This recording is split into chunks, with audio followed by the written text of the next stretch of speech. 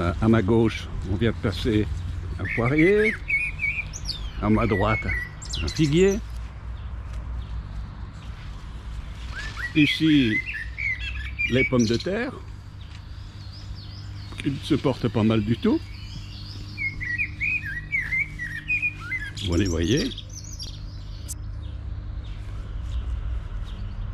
Un petit peu envahi par l'herbe parce que nous ne faisons strictement aucun traitement dans le jardin. Nous paillons toutes les tomates, les courgettes, les haricots verts, mais pas les pommes de terre. Et je n'ai pas paillé non plus les côtes de blettes. Mais j'aurais dû peut-être.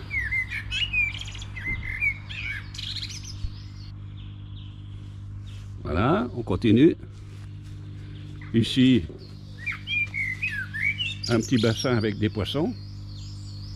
Alors c'est pas un vivier, on ne les mange pas les poissons. Et ici, vous voyez nos pieds de courgettes. Voilà. Il y en a 4 rangées de 3 ou 3 rangées de 4, comme vous l'entendez.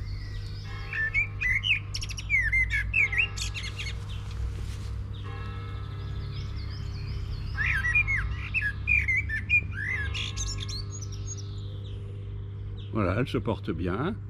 Et juste à côté, mais pas encore en fleurs, ce sont les haricots verts nains. Voilà. Il y a quelques petites fleurs qui commencent à sortir, mais pas beaucoup encore. Alors nous sommes le 1er juillet 2022.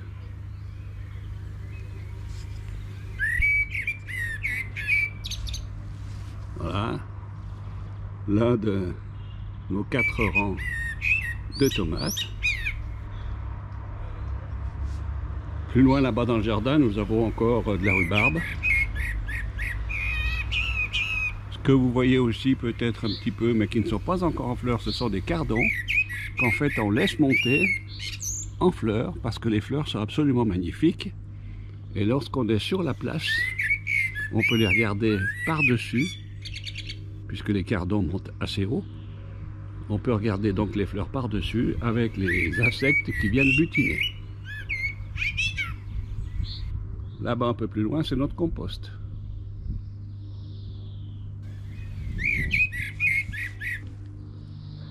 Ici, ce que vous voyez donc, qui est encore en grosse grappe rouge, ce sont des mûres, qui ne sont pas encore mûres justement.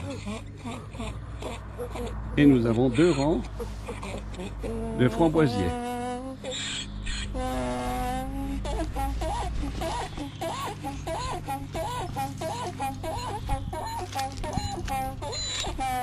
Ici, 2 rangs de framboisiers. Et là, un rang avec des myrtillers sur le bas et des cassissiers sur le haut. Voilà. Là, une bigogne.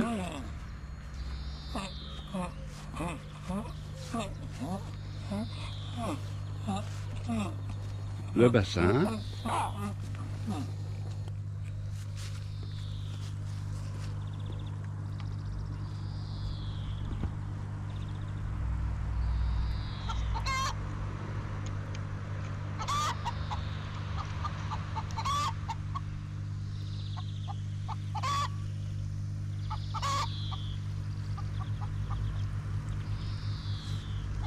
Dans ce bassin, nous avons des poissons rouges, des poissons jaunes, des poissons rouges avec de grandes queues à voile. Nous avons des carpes koi, nous avons des carpes communes.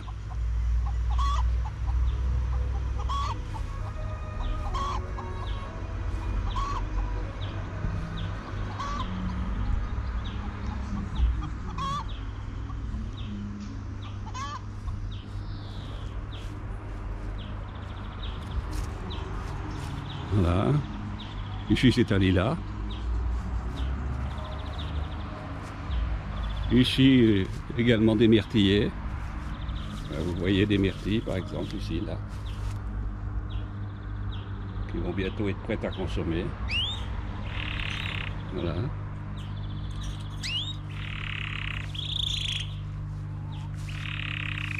des actinidia, avec quelques roses aux pieds.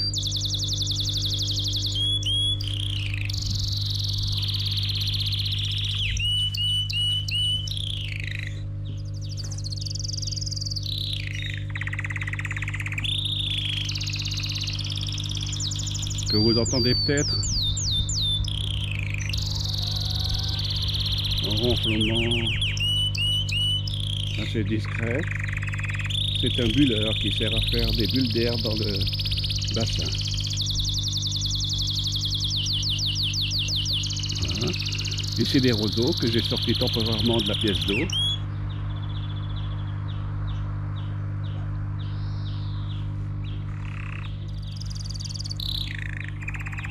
Alors tout à l'heure nous sommes passés un peu plus haut, là au-dessus du poulailler, des deux poulaillers, donc ils sont faits avec des tonneaux. Donc nous sommes passés en dessous du figuier, et ici un cognacier. Voilà. Et nous avons évidemment des habitants permanents dans notre jardin, sans aucune barrière ni contrainte, et qui vont se promener dans le jardin, manger les insectes qu'ils trouvent, gratter le sol, ce qui permettra éventuellement une meilleure pénétration de l'eau. Et ces animaux n'abîment absolument pas les végétations. Ce qu'ils mangent, ce sont les insectes. Quelquefois une petite feuille de salade, si on a planté de la salade, mais pas grand-chose. Et vous voyez que partout il y a des piquets, par exemple là au-dessus des pommes de terre. Donc un piquet en bas, un piquet en haut sur le rang, avec une ficelle. Même chose par là-bas. Vous voyez par exemple au niveau des haricots verts. En fait, la ficelle bleue, au moment de la plantation, va permettre d'indiquer que dessous donc il y a la plantation, et les poules et le coq ne vont pas venir gratter à cet endroit-là, vont gratter à côté. Donc on gagne tout. Eux sont heureux, et nous aussi, parce qu'on les aime beaucoup et nous débarrassent d'un certain nombre de petits parasites, quelquefois un peu embarrassants, comme les limaces. Nous n'avons pas de limaces dans le jardin, grâce à eux. Pas d'insectes, aucun traitement, jamais de traitement. Si quelque chose tombe malade, eh bien, on laisse les choses en état. Voici un poirier. Sous lequel on est passé tout à l'heure. Et le figuier avec un autre point de vue. Et là, vous voyez, c'est l'entrée des poulaillers. Dans les poulets de coq, en fait, choisissent chaque soir l'endroit où ils veulent dormir. Et regardez à l'intérieur, nous avons des dames qui sont en maternité. Elles sont en train de couver. Vous les voyez? Nous en avons deux ici. Nous en avons une autre ici. Vous voyez? Si on ne les dérange pas, ne disent rien. Nous en avions d'autres qui étaient à l'extérieur du poulailler, qui étaient dans un endroit où nous stockons du foin, justement pour les poulaillers, pour le paillage, tout ça. Malheureusement, une fouine a dû passer, ou un autre animal, mais sans doute une fouine. Et celles qui étaient donc à l'extérieur ont été tuées et les œufs mangés.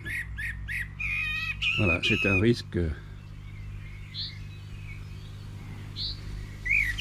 Et tout ça est arrivé après la première mesure de confinement pour le Covid-19, puisqu'à ce moment-là, la campagne était totalement silencieuse chez nous, plus aucun bruit de voiture, et les animaux qu'on ne voyait pas auparavant, eh bien, ont pris l'habitude de venir et se sont aventurés beaucoup plus près des maisons et donc dans un jardin.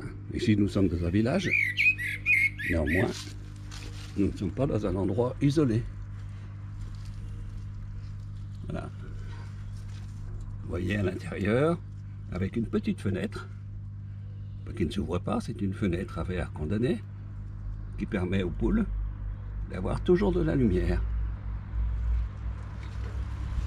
Les tonneaux permettent également d'avoir une bonne régulation thermique, et le toit va venir compléter ça et protéger aussi des intempéries. Et vous le voyez, nous avons à côté des arbres à feuilles caduques. Donc l'été, le poulailler est à l'ombre. L'hiver, les feuilles tombées, le poulailler est au soleil. Tout le monde y trouve son compte.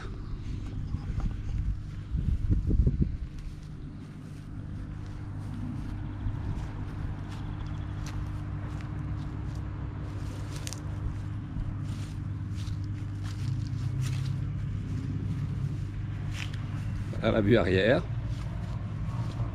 du poulailler.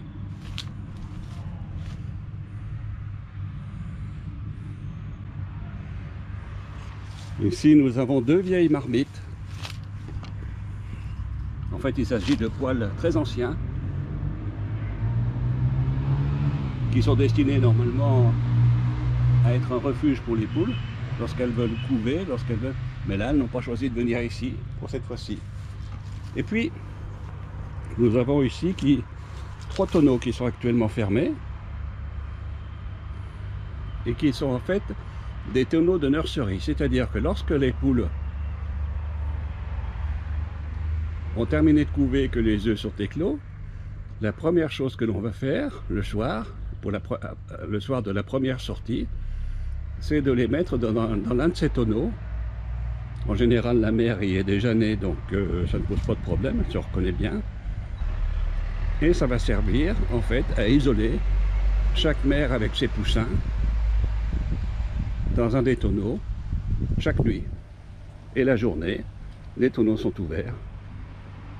Et les poules, avec leurs poussins, peuvent déambuler. Et personne ne dit rien. Les chats ne s'en occupent pas, puisque les mères sont là. Voilà. Nous n'avons que très très peu de perte de poussins. Quelquefois on en perd un parce qu'ils sont tellement petits que de temps en temps ils peuvent se coincer quelque part et ne pas pouvoir s'en sortir. Si on ne les voit pas, ben, évidemment on ne pourra pas les aider. Voilà.